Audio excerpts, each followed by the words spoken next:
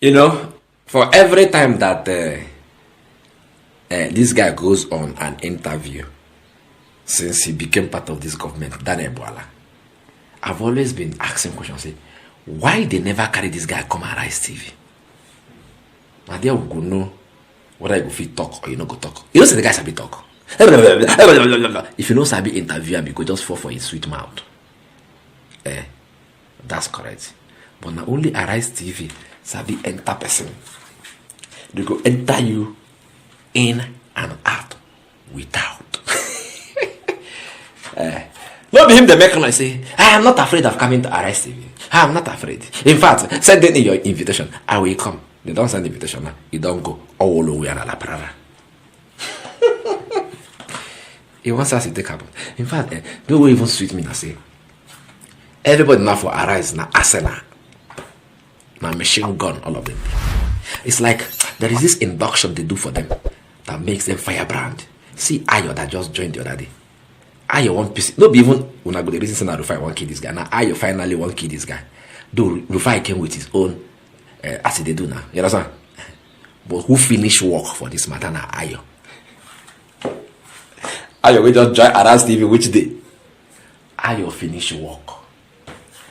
Ayo won't roast this guy. You know say Ayo no dey talk too much. Slowly. But as he come that slowly, it dey hot. It dey hot. It dey hot. The Daniel Bwala said no fit even sit down for seat. The seat come dey hot and finish. You go turn this side. You go come like this. You go turn again. You go come. You go know say this one is on the hot seat. That's correct. You can watch am now. Some of them go down see the video. For those of them who never see the video, go watch am now. You will see that.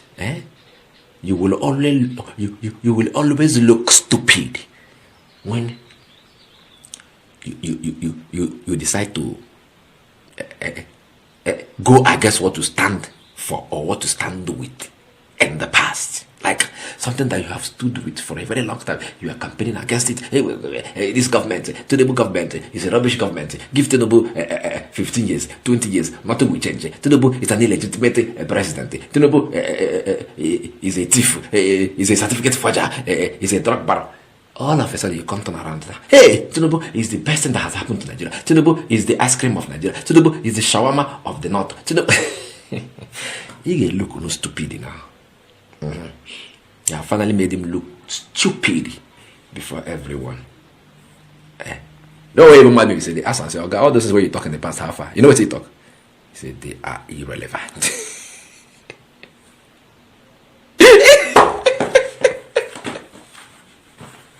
He said they are irrelevant. All those are where they talk. I say, I'm in the opposition. So what do you expect me to do? I will talk against the ruling party because I'm in the opposition. So I go do my job. So all of a sudden, you took it 360 degrees. Those things that you were castigated, you're not saying this is good. Yeah, this is Mado. This government is the best thing to Nigeria. Arise TV finish them now. Habili akokoro.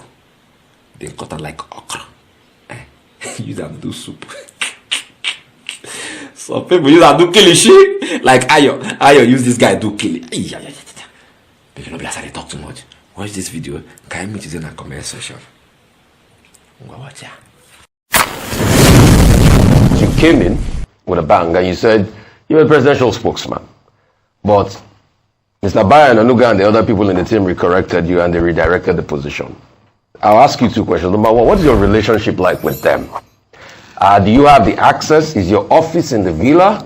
Do you have that level of full access? Do you still have that access with President Tinubu? Or that little back and forth has pushed you down the pecking order? Because they now changed you to special advisor on policy comms, which a lot of people said it was a demotion for public relations. But I also ask you, Mr. Bwala, my friend and brother, what are you doing in this government? Wait, let me finish now. Let me finish. Hold on.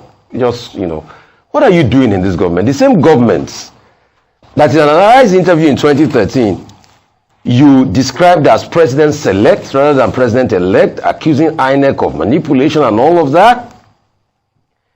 You are saying we're in court to say that it was a rigged process. Those were your words. You know, you had casted many doubts on the veracity of this government.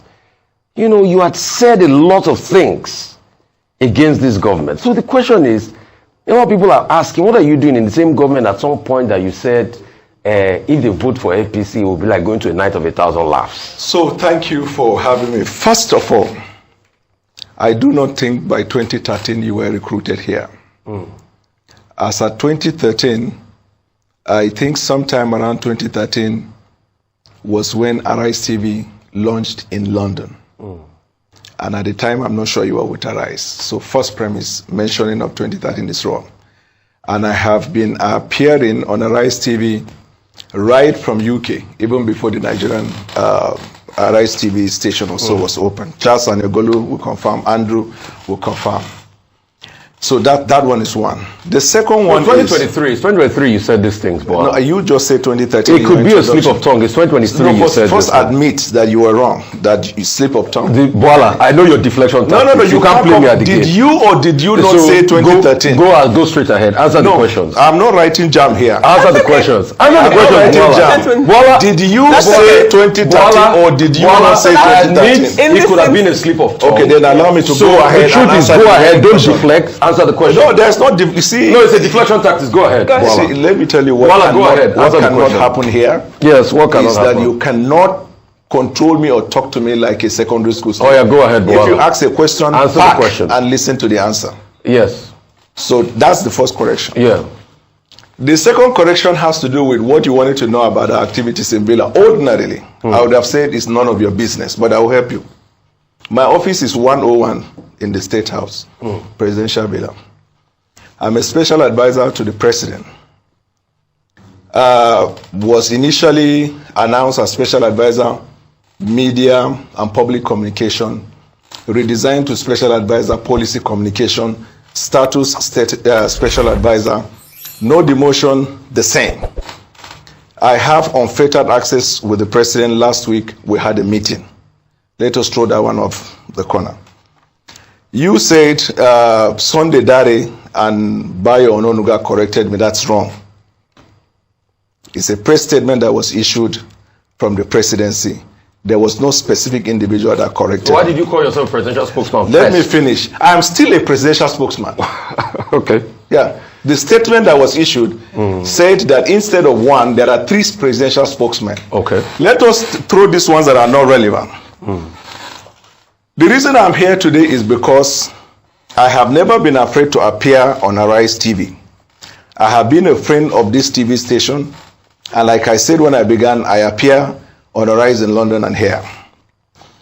During your gossip section, you call it stories trending. No. It's not gossip. Yeah. It's public opinion. You call it, I have opinion, the same way you express your opinion, I'm expressing mine. But it's not gossip. The gentle lady here, Ayo, insinuated by what she said, let him come here, as if I am running away from coming to this station. It is for that singular reason. I tweeted, I said, that is innuendo.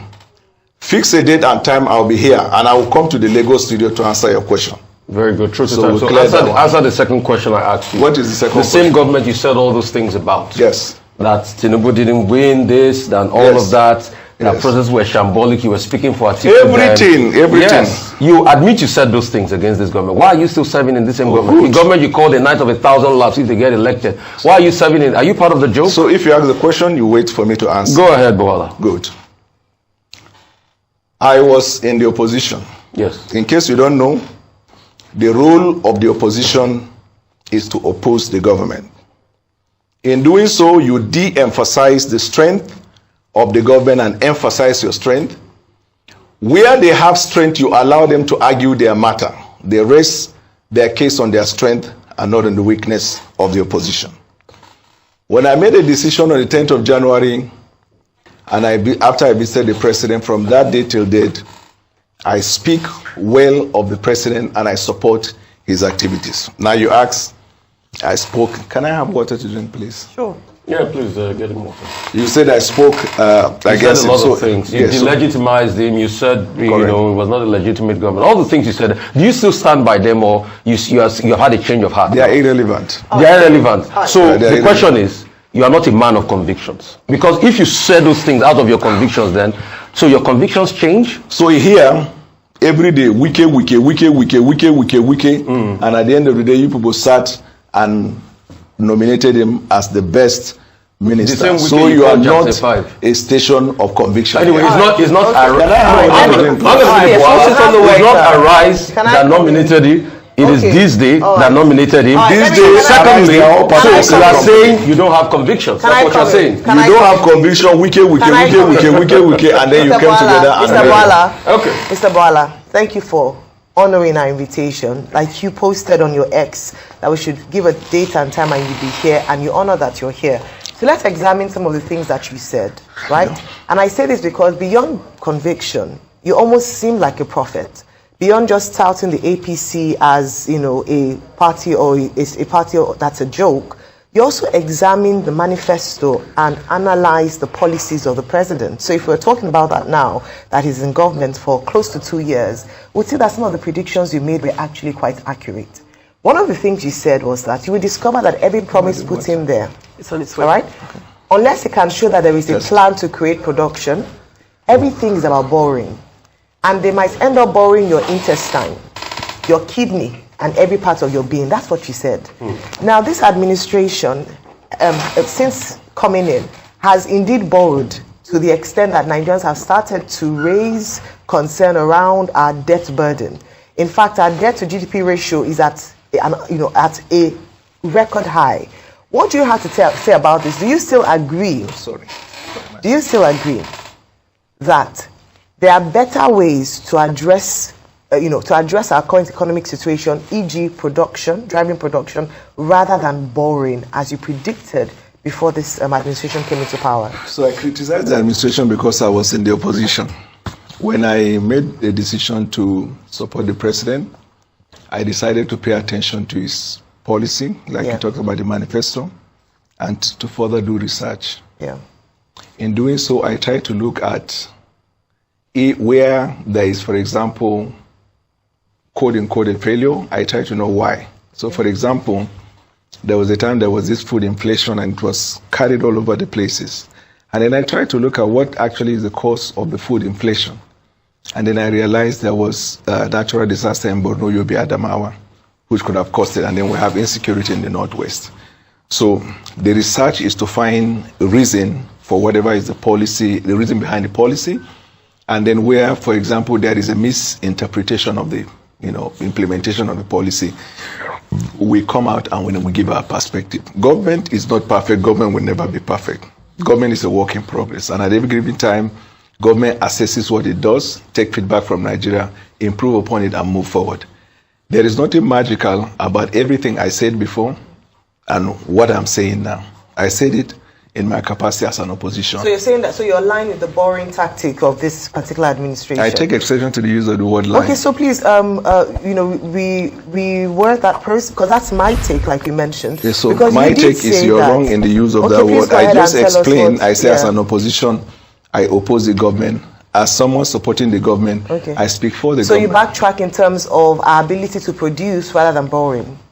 Oh, you mean in terms of the Yes, borrowing? I'm saying about your statement. Leave opposition. Tell me the exact statement. I said it to you. I said you talked about the fact that this administration should be looking at production as opposed to borrowing. That in the event that they came into power, they're going to borrow our intestines, our kidneys, everything, which is what we're seeing now. Have they borrowed their intestines? Well, I mean, you were saying it as you say what we're saying. You were saying it as it was hyperbole. You were using it as your words. I really want us to get something out of the interview. So it's not just about, you said, I said, or I didn't mean that. Just in terms of your analysis of the current borrowing structure of this administration, is it productive? Should we be focusing more on production? Are there ways that we can be a production nation as opposed to a consumption nation so that we're able to reduce borrowing? We've had a number of analysts come here to talk about how we can finance our debts in more creative and intelligent ways that's sustainable. So that's all I want you to speak on. Yeah.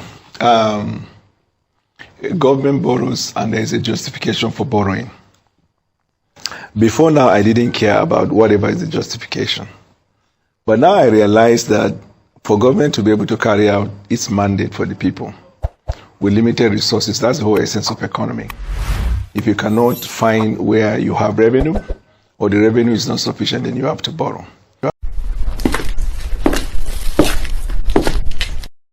For over a decade, this has been the birthplace of innovation. Innocent Vehicles is a testament to resilience, employing international best practices to create more than just a car. Every vehicle here tells a story of durability, fuel economy and safety.